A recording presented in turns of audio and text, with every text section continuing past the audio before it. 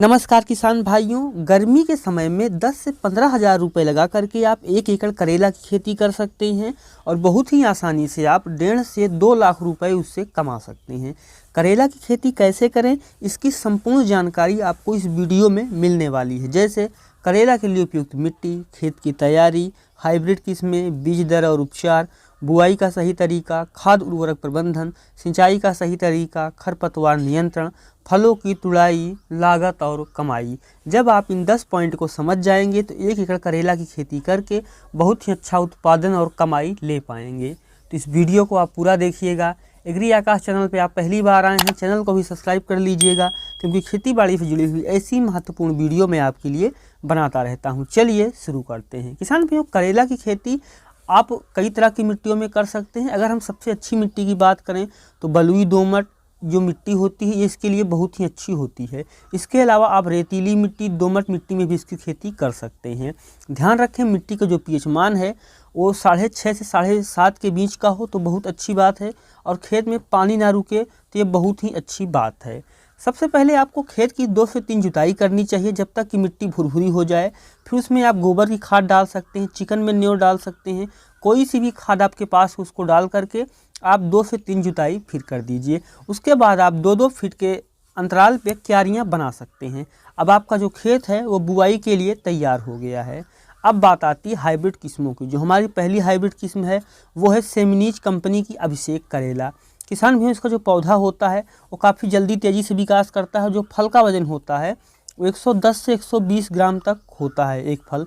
पहली तुड़ाई इसकी बुआई के 50 से 60 दिन में शुरू हो जाती है, और एक बार तुड़ाई शुरू हो जाए तो 110 से 120 दिन तक तुड़ाई देती रहती है किस्म। इस किस्म को आप लगा सकते हैं।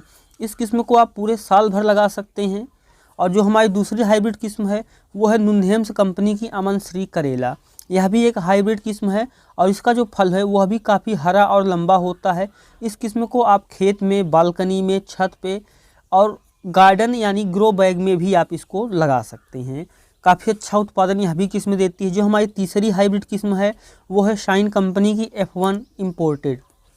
बुआई के 55 से 60 दिन में इसका उत्पादन शुरू हो जाता है, और इसकी बुआई आप गर्मी में अगर कर रहे हैं तो जनवरी से फरवरी में आप इसकी बुआई कीजिए, और अगर आप बरसात के लिए कर रहे हैं तो जून और जुलाई में आप इसकी बुआई कर सकते हैं। बुआई के 6 से 8 दिन के अंदर इस किस्म का जमाव हो जाता है, और काफ़ी अच्छा उत्पादन देने के लिए यह किस्म भी जानी जाती है।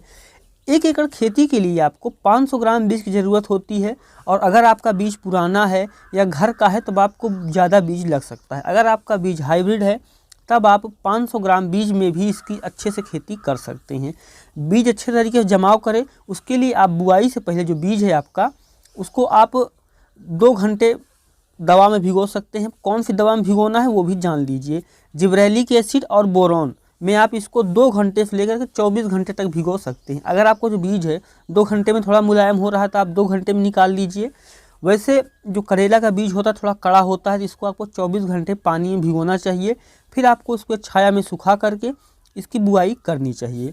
और करेला की जो बुआई का सही समय होता है वो गर्मी के लिए आप जनवरी से मार्च तक बुआई कर सकते हैं, और बरसात के लिए आप जून से जुलाई तक बुआई कर सकते हैं। अगर आप गर्मी के लिए कर रहे हैं, जनवरी में करेंगे तो आपका जो फल है वो पहले तैयार होगा, और अगर आप फरवरी में करेंगे थोड़ा बाद में तैयार होगा, और अगर आप मार्च में बुआई करेंगे तो आपको सबसे लास्ट में जो है वो उत्पादन देखने को मिलेगा। लेकिन अगर आपको ज़्यादा पैसा कमाना है तब आप जनवरी और मार्च में बुआई करें, फरवरी में बुआई ना करें। जब आप पौधे की बुआई कर रहे हैं तो पौधे से पौधे की दूरी 45 सेंटीमीटर और लाइन से लाइन की दूरी आपको 1.5 मीटर रखनी चाहिए। बीज को आपको 2 से 3 सेंटीमीटर की गहराई में बोना चाहिए, ताकि जो आपका बीज है वो अच्छे तरीके से जमाव करे और आगे चल के आप उससे काफ़ी अच्छा उत्पादन ले पाएँ। जब आप करेला की बुआई कर रहे हों उस समय आपको 30 किलो DAP, 20 किलो पोटास और 20 किलो यूरिया डाल करके बुआई करनी चाहिए।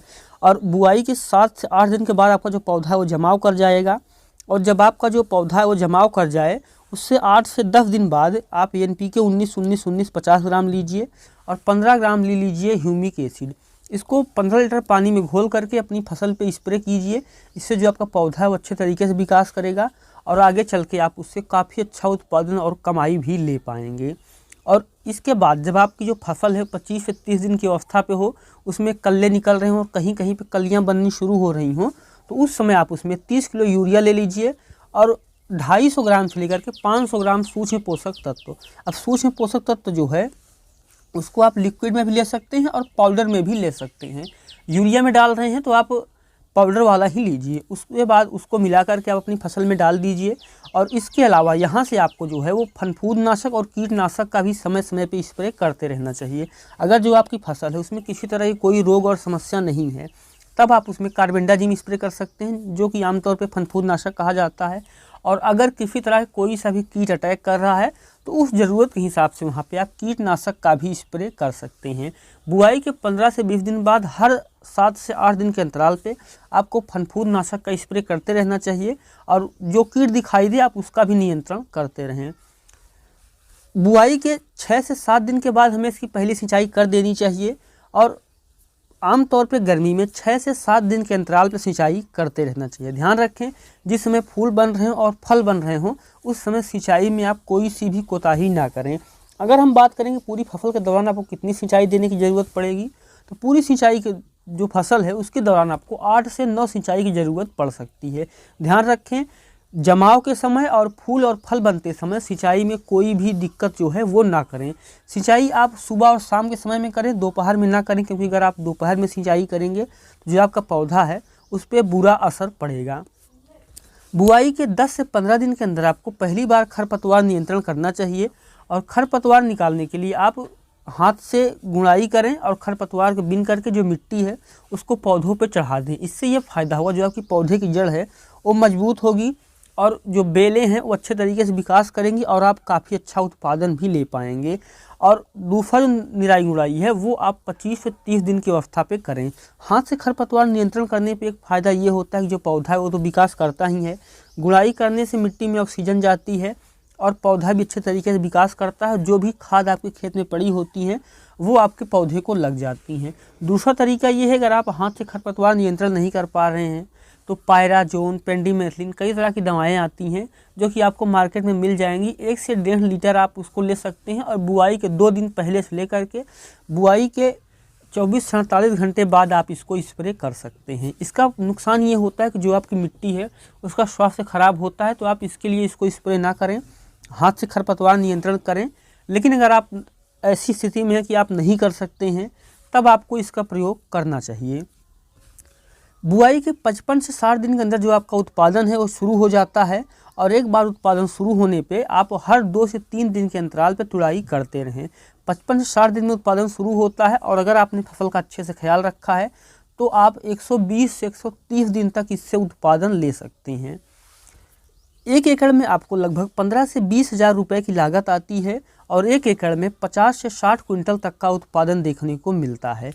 गर्मियों में जो करेला का रेट है वो काफ़ी अच्छा होता है, 25 से 30 रुपये किलो होता है। और तो अगर आप 20 रुपये से 25 रुपये किलो बेच पाते हैं तब आप बहुत ही आसानी से 2 लाख रुपए तक कमा सकते हैं। यानी 15 से 20 हज़ार रुपये लगा करके आप 2 लाख रुपए तक कमा सकते हैं, लगभग 10 गुना तक का मुनाफा कमा सकते हैं। ये थी करेला की खेती की संपूर्ण जानकारी। ये वीडियो कैसा लगा आपको कमेंट सेक्शन में ज़रूर लिखिएगा और ऐसे ही वीडियो देखने के लिए हमारे चैनल को सब्सक्राइब कर लीजिएगा। तो मिलते हैं किसी एक और वीडियो में एक नए टॉपिक के साथ। वीडियो देखने के लिए आपका बहुत बहुत धन्यवाद।